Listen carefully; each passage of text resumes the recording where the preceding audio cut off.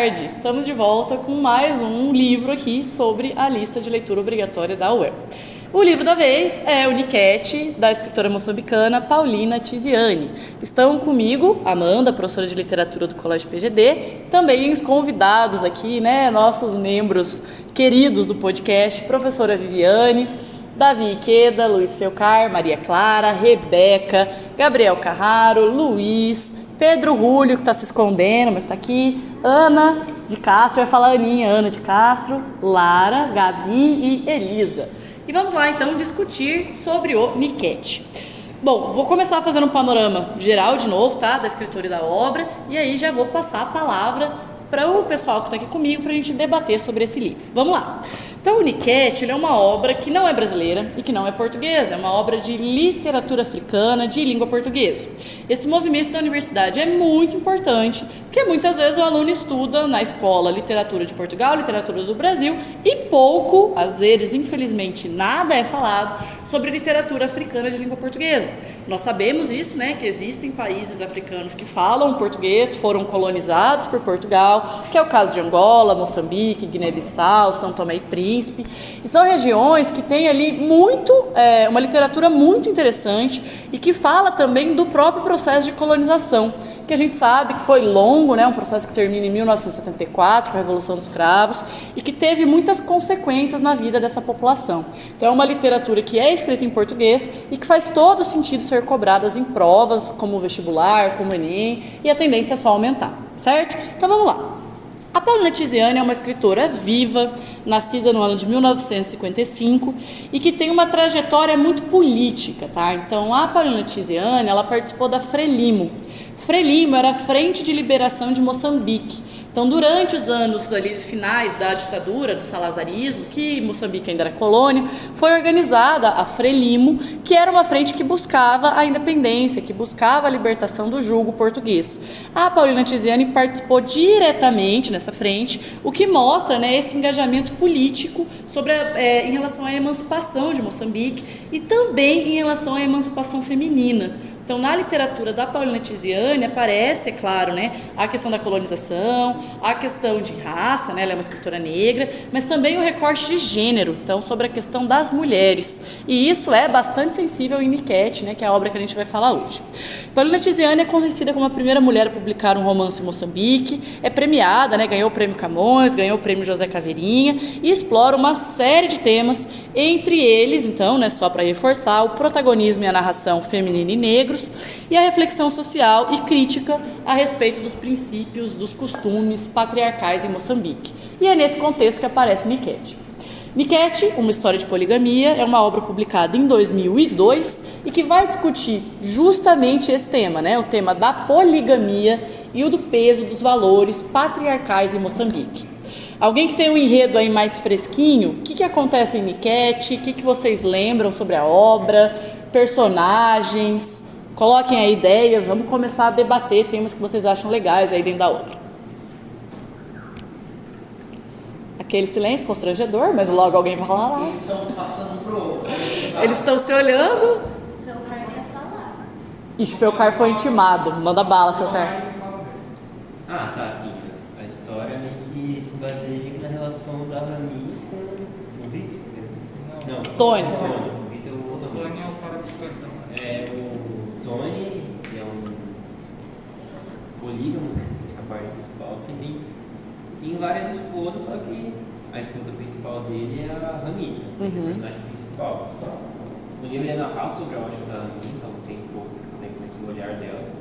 E assim, ela, por meio que ser a esposa principal, ela meio que tem alguns privilégios por lei, assim, tem uma certa hierarquia sobre as demais. Só que o que acontece? O cara pulava a cerca e não falava com a esposa. Exatamente, em bom português. Então assim, ela acaba depois descobrindo que ele tem outras esposas. O livro é uma relação muito complicada entre a Rami tentando lidar com esse contexto da rejeição, tentando às vezes até chegar a se vingar dele depois, traindo também, mas ele trairia ela também. Por elas, ninguém ali é santo. Mas com o tempo, o que é interessante é porque por assim, a gente percebe que existe uma forte questão do patriarcado em Moçambique. Com certeza. Só que com o passar do livro, da obra, a Rami ela começa a auxiliar as outras esposas até ela própria conseguir se emancipar. Então uma vai abrir um negócio, uma vai abrir um salão de beleza. Cada uma em si começa a ter um mecanismo próprio para não depender desse marido, que é o Perfeito. Tony. Sempre confuso nele. Perfeito.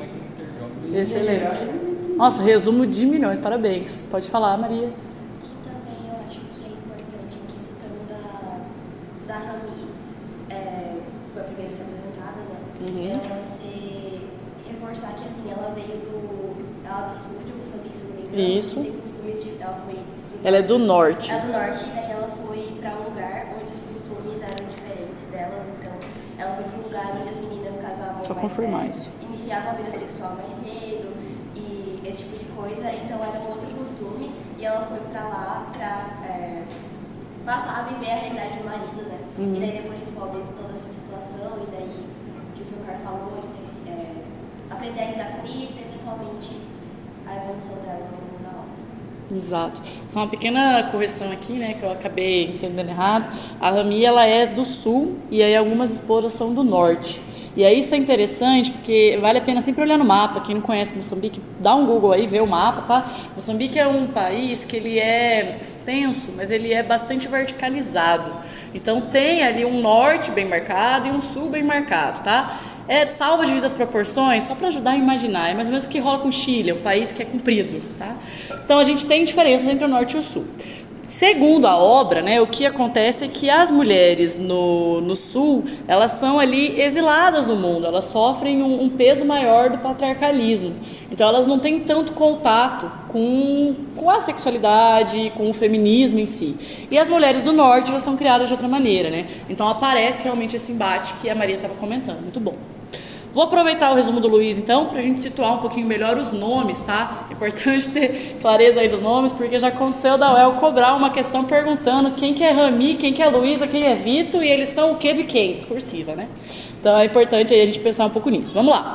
Então, a primeira que aparece e é a que narra a maior parte da obra é a Rami. A Rami é a primeira esposa, e na cabeça dela ela era a única, de um homem chamado Tony. O Tony é chefe de polícia, casado com a Rami. O Tony sempre falou para a Rami que ele tem que trabalhar até mais tarde, que hoje tem alguma operação que ele não vai poder ir para casa, né? E aí a Rami aceitava isso e ficava por ali. Até que ela começa a suspeitar de que ela está sendo trocada, que ela está sendo traída. E aí ela descobre que o Tony tem outros relacionamentos. Ela conhece uma mulher chamada Julieta, que ela vai passar a chamar de Ju, descobre que essa mulher tem um caso com o Tony, que ela tem na verdade não é um caso, ela tem uma relação com o Tony, como se ela fosse realmente outra esposa. Ela vai ficar enfurecida, as duas brigam, e aí as duas descobrem que elas também não são as únicas. Então elas vão descobrindo a existência de outras esposas.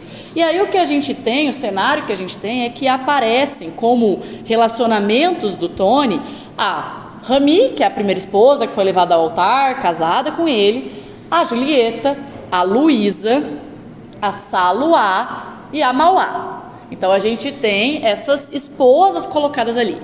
No primeiro momento, essas mulheres, elas não são esposas de direito do Tony, ele não se casou com elas, né? Eles têm relações estabelecidas, têm filhos, mas a única esposa é a Rami. Quando elas se conhecem e começam a conversar, a Rami e elas, né, vão impor para o Tony que ele case com todas. E aí o Tony irá, de fato, assumir essas outras esposas e passará a ser um marido polígamo. A primeira esposa será a Rami, e aí vem na sequência a Julieta, a Luísa, a Saluá e a Mauá. Então elas vão vir, a Sally, perdão, e a Mauá. Elas vão vindo aí na sequência, né, como esposas também do Tony. Por que é importante que tenha o casamento? Porque daí elas ganham o dote, que é chamado no livro como lobolo, que é a palavra de Moçambique para o dote, né? Então essas esposas, elas ganham o status de esposa e recebem ali o dinheiro do dote. Então o Tony, ele é obrigado a lobolar todas essas esposas. Elas ficam próximas entre si e elas passam, de fato, a perceber juntas de que elas que gostavam tanto desse homem, que dependiam desse homem, não precisam tanto dele assim, que é o que o Luiz comentou. Elas passam a ter terem os seus próprios negócios. Elas passam a estudar, uma abre uma loja de roupa, outra tem um salão. Elas passam a viver a vida de forma a precisar o menos possível e cada dia menos desse homem. E aí, conforme o livro vai, o Tony passa a ser obsoleto. Chega um ponto que elas nem querem mais recebê-lo em casa, né? Então elas montam um calendário, lembra do calendário? Elas montam um calendário para que o Tony passe uma semana com cada uma. E aí, se elas são em 5, é um mês até você ficar com ele de novo, né? Então elas montam um calendário ali para que elas possam se organizar. No começo parece pouco, elas querem mais convivência com ele, mas logo elas querem que demore mais. Elas chegam a ligar uma para outra e falar: meu, essa semana não vai dar para mim para eu ficar com ele, você não pode ficar um pouco mais? Então, de repente, o livro inverte essa lógica. E elas que todas queriam tanto esse marido, passam a querê-lo cada vez menos, tá? Que acho que é o que o pessoal tinha comentado aqui. Beleza. O que vocês acham sobre essa sociedade que é mostrada no Niket? Um aspecto que eu acho muito interessante da obra é que a própria Rami, né, que é a narradora, ela vai explicando aspectos culturais e históricos do lugar. Então ela explica, por exemplo, o que foi citado do Norte e Sul, ela explica como funciona as questões da poligamia lá, e isso vai sendo evidenciado por ela durante a obra. Bacana. Exatamente. A gente percebe, né, todas essas relações sobre a poligamia, sobre o que é a primeira esposa, sobre o que é o lobolo, sobre o reconhecimento dos filhos, sobre as diferenças do norte e do sul, sobre como cada mulher dessas esposas vive a sexualidade. A gente percebe isso da própria obra. Então é uma obra que ela tem bastante função ali realmente cognitiva para nós, né? A gente aprende muito com essa obra e descobre uma realidade que não é a nossa, que é muito diferente da nossa. Então tem tudo isso de fato colocado no livro, contextualizado, explicado. Essa questão do norte e do sul que vocês levantaram no começo fica clara porque as personagens vêm de regiões diferentes, né? Então a Rami e a Julieta, que são as primeiras esposas ali, elas são do sul, enquanto a Luísa é do norte. E aí a gente percebe que a Luísa tem um perfil e uma personalidade e um posicionamento diante de tudo isso bem diferente das outras duas. E aí essas diferenças vão sendo colocadas, né? Acho que é isso. Mais alguma coisa que vocês acham interessante levantar sobre essa sociedade, sobre esse patriarcalismo, esse peso do homem, a poligamia? Também sobre toda a cultura que envolve o casamento deles, não só pela questão de ser poligâmico, mas também quando ele morre no livro, entre aspas, acontece todo uma espécie, não sei se posso chamar de ritual, mas é todo um sacramento que faz com que a esposa Rami durma com o irmão dele, que assim, é uma coisa bem diferente que é abordado também no livro. Exato, exato. Então a gente tem, né, é engraçado isso quando ele morre, entre aspas, de fato, tem um momento na história que eles consideram, eles acham que o Tony teria morrido, né? O Tony fica sumido, ninguém sabe onde ele está, e aparece um corpo perto da casa da Rami, que é dado como o corpo do Tony. E aí eles preparam o enterro como se o cara fosse o Tony, é um corpo que está meio desfigurado, né? Preparam o enterro como se fosse o Tony, e a gente tem contato com o que aconteceria, o que acontece com a Rami, com a primeira esposa, quando o marido falece. Então, assim, as coisas da casa da Rami são tiradas dela, porque essas coisas não seriam dela, seriam do marido. Então, a família do Tony vai lá e tira tudo, deixa ela sem nada. A família do Tony raspa o cabelo da Rami, né? Então, o cabelo dela não pode ficar porque o marido morreu. Então, ela não pode ficar ali bonita, com o cabelo pronto para outros homens, que eventualmente ela possa conhecer. Então, o cabelo é raspado. E tem o que o Pedro comentou, que é a cutinga. O que seria essa cutinga? A viúva deve dormir, ter relação com algum parente do falecido. E aí, no contexto da obra, o parente que é escolhido é o irmão do Tony, que é um homem chamado Levi. E aí, até o Levi, no final da narrativa, né, é com quem o Tony fica. É com quem a Rami fica, né? Então a Rami no final da obra vai engravidar do Levi e vai trocar o Tony pelo irmão, pelo Levi, supostamente dá-se a entender que ela termina a história com ele, certo? Mais algum ponto que vocês gostariam de levantar? Eu quero contar mais uma coisa, é que na revelação, lá da revelação, fazer o Tony se casar com todo mundo, foi meio que uma festa, não foi? Foi na festa de aniversário do Tony. E assim, eu achei até cômico, porque eu pensei que eu tava em casa de família, eu tava esperando o Rodrigo Faro aparecer lá. E assim, porque foi muito vaga a ver, porque todo mundo contou, falou assim, vou ficar escondido aqui, quando ele chegar a gente dá uma surpresa pra ele. Foi uma coisa assim, muito inusitada. Foi uma vingança dela, achei ótimo do Rodrigo falar. Foi uma vingança delas, né? Então a Rami, ela organiza essa festa de 50 anos do Tony. E convida todo mundo, convida todos os filhos que ele tem com as outras esposas, convida as outras esposas, convida a família do Tony. O Tony acha que é uma festa para os 50 anos dele e tal, chega lá, quando ele chega tá todo mundo lá. E aí, por óbvio, ele provavelmente percebe de imediato que todo mundo sabe de todo mundo, mas ele fica quieto, né? Porque ele vai tentar disfarçar. E aí a Rami não vai deixar que ele disfarce, então ela pega ali como se fosse um microfone e anuncia realmente que o Tony tem todas aquelas mulheres, que a família do Tony é muito grande, é muito próspera, né?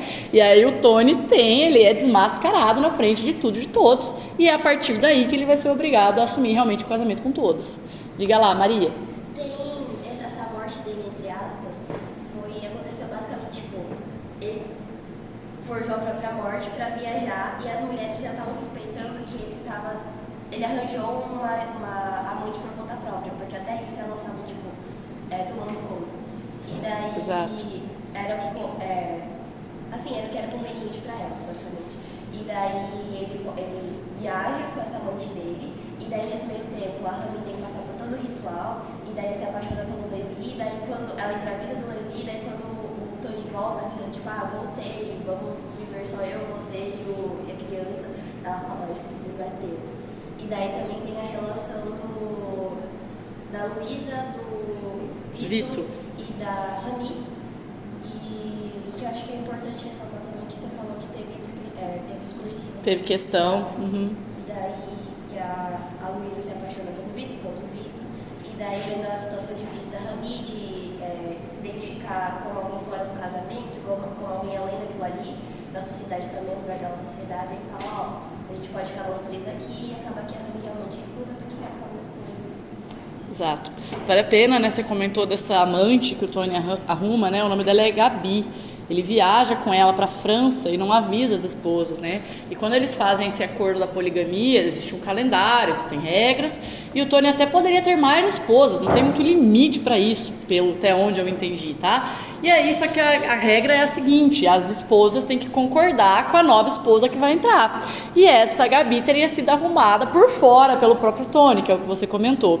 Tem até um outro momento em que elas já estão tão enfadadas, o Tony, que elas tentam arrumar uma outra esposa, para que a escala fique mais folgada para todo mundo, mas é o momento que o Tony rejeita a esposa nova, e é a partir daí que ele pensa em ficar só com a Rami. Diz que ele está cansado, que ele não aguenta mais, enfim, e que ele gostaria de ficar só com uma esposa. Daí ele tem uma conversa sincera com a Rami, e é a hora que ele descobre que a Rami está grávida e que o filho não é dele, que é o final que você comentou. Tá bom.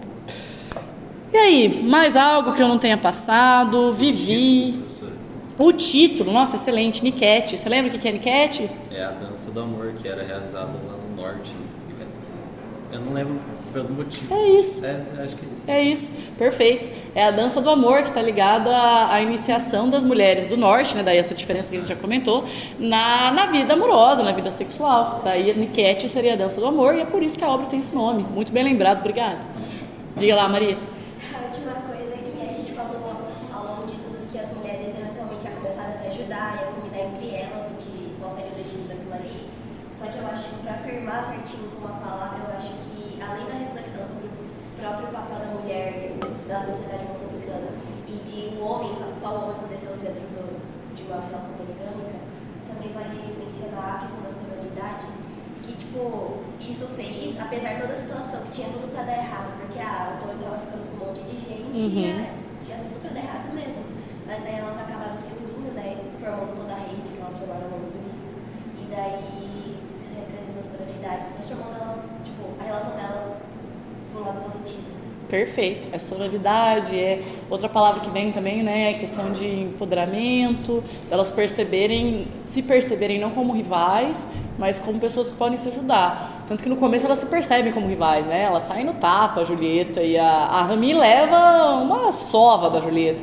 E depois a Rami e a Luísa vão inclusive presas, e daí a Rami vai ser solta porque é casada com o chefe de polícia, e daí a Rami olha lá pro policial e fala que tem que soltar a Luísa também, porque a Luísa também é esposa do chefe de polícia. E acho que é a partir daí que marca essa união delas. Vivi, como que você acha que isso pode aparecer em redação? Bom, eu penso bastante na questão da sororidade, né, de mulheres se ajudarem e não serem rivais. E a gente pode ver que isso hoje é impulsionado muito por rede social, né? Essa questão da rivalidade, uma tentativa de uma sobressair sobre a outra, né? Sobressair em relação à outra. Eu gosto da questão do empoderamento, de tomar rédea da sua vida e tentar direcionar para um caminho bom e positivo. Eu acredito, assim, pensando, ainda que seja cultural, a questão do patriarcalismo é uma boa observação, né? Claro, no contexto de Moçambique tem isso culturalmente, mas a gente pode trazer para a realidade brasileira, e ainda que não seja uma cultura imposta, ela é dada. Então a gente pode trabalhar por esse aspecto, o protagonismo feminino. Excelente. E eu pensaria até no recorte de raça também, né? A gente fala muito da questão da mulher, pela questão de classe, mas a gente pode fazer um recorte envolvendo a mulher negra também, né? E aí a gente poderia entrar outras abordagens como a própria representatividade. E a própria Paulina Tiziane. E a própria Paulina Tiziane. A gente pode, mas claro, quando a gente fala de feminismo, como é um outro aspecto, a gente aborda mulheres, mas se a redação quiser ser mais específica, fazer um recorte mais específico, seria bacana a abordagem da figura da mulher negra. Muito legal. Meninas aqui, alguma coisa? Elisa, lá. Eu só achei legal porque eu achei um tema muito inusitado. Tipo, eu achei poligamia, eu nunca tinha visto alguém falar sobre isso. E eu achei bem, achei interessante, assim, nunca tinha visto isso. Expande nossos horizontes, né? Expande totalmente inusitado. É um tema muito atual, que muitas pessoas estão optando por esse tal, mas achei um tema muito atual. Legal. E é legal, quando eu comecei a ler, eu fiquei na expectativa de que a Rami seria uma coitadinha narrativa inteira. Eu falei, não, gente, mais um livro de uma mulher sendo exposta dessa maneira e sofrendo a narrativa inteira. E aí, de repente, quando você vê ela tomando para si a responsabilidade de fazer organização e falar, olha, acorda com a vida, temos que nos mexer e mudar esse cenário, eu falei, opa, é isso. Postura é outra, né? A postura é outra. Isso me segurou até o final do livro. Então, eu achei Bom, muito claro. muito bom. Moçada, mais algum comentário que vocês queiram fazer? Pessoal aqui do lado, que eu não consigo ver tão bem, Aninha, Lara, tudo tranquilo? Sim? Bom, eu acho que para, assim, já ir encaminhando para o final, eu queria ler um trecho. Na verdade, tem muitos trechos que eu poderia ler aqui, porque tem, enfim, esse livro é muito bom, tá? Realmente, o que foi comentado ali pela Elisa, de que é um livro que é diferente, de fato é um livro de literatura contemporânea, a linguagem é bem próxima da nossa. Então, ao contrário do que a gente falou do Cartas Chilenas, que também é muito legal, que traz uma discussão importante, mas tem um distanciamento da nossa linguagem, aqui isso não acontece. Então, quem aí está pensando, tem um livro que eu posso ler da UEL ainda, encara o Niket, eu acho que é uma leitura igual ao Torto Arado, é uma leitura contemporânea também, e que eu acho que abre muita coisa pra gente, tá? Abre realmente um outro olhar para uma realidade que não é a nossa, mas que está aí, que existe, que tem que ser falado. Mas o trecho que eu escolhi, que eu acho que vale a pena ler para terminar, é um trecho que eu já li em sala para vocês, eu acho que é uma passagem muito marcante do livro, em que ele vai falar do cruzamento das guerras pelas quais passou o país de Moçambique e o contexto das guerras da mulher, né? Então, assim, quando a gente olha para o histórico de ocupação de Moçambique, a gente sabe que o Moçambique esteve no contexto de descoberta das grandes navegações, foi colônia de Portugal e permaneceu como colônia até 74. Próximo a 74 ali, a gente tem as guerras para a libertação, que é o que eu já comentei da Frelimo, e depois da independência em relação a Portugal, a gente tem as guerras civis. Então Portugal sai, mas o território continua em guerra, porque tem as guerras civis para decidir qual grupo, porque tinha uma série de grupos rivais, qual grupo que vai de fato assumir o poder. Então o cenário é de guerra e de colonização por um tempo muito extenso, tá? Esse é o contexto do trecho que eu lerei agora. Esse trecho não é falado pela Rami, esse trecho é falado por uma outra mulher na história. Nós, mulheres, fazemos existir, mas não existimos. Fazemos viver, mas não vivemos. Fazemos nascer, mas não nascemos. Há dias, conheci uma mulher, quem diz é a Rami, né? Mas aí a história não é da própria Rami. Há dias conheci uma mulher no interior da Zambésia. Tem 5 filhos, já crescidos. O primeiro, um mulato esbelto, é dos portugueses que a violaram durante a Guerra Colonial. Então essa mulher foi, né, estuprada pela primeira vez por um português durante a Guerra Colonial. Isso é Frelimo versus Portugal. O segundo filho, um preto, elegante e forte como um guerreiro, é fruto de outra violação dos guerrilheiros de libertação da mesma guerra colonial. Então, o segundo filho também foi concebido na guerra colonial, mas não é filho de português, é filho de um guerrilheiro moçambicano que também a estuprou. O terceiro, outro mulato, mimoso como um gato, é dos comandantes rhodesianos brancos, que arrasaram esta terra para aniquilar as bases dos guerrilheiros do Zimbábue. O quarto é dos rebeldes que fizeram a guerra civil no interior do país. Então, o quarto filho já nasceu no contexto de Moçambique independente pela guerra civil. A primeira e a segunda vez foi violada, mas a terceira e a quarta entregou-se de livre vontade, porque se sentia especializada em violação sexual. O quinto filho é de um homem com quem se deitou por amor pela primeira vez. Esta mulher carregou a história de todas as guerras do país em um só ventre. Então, assim, a história da mulher de opressão, de violação e de ser colocada como alguém que fica à margem da guerra, mas que na verdade é quem suporta a guerra, né? Ela é cruzada com o histórico do próprio país. Eu acho essa passagem muito forte, é uma passagem que eu não lembro de ter visto cair e que talvez, né, teria muita coisa para explorar desse trecho.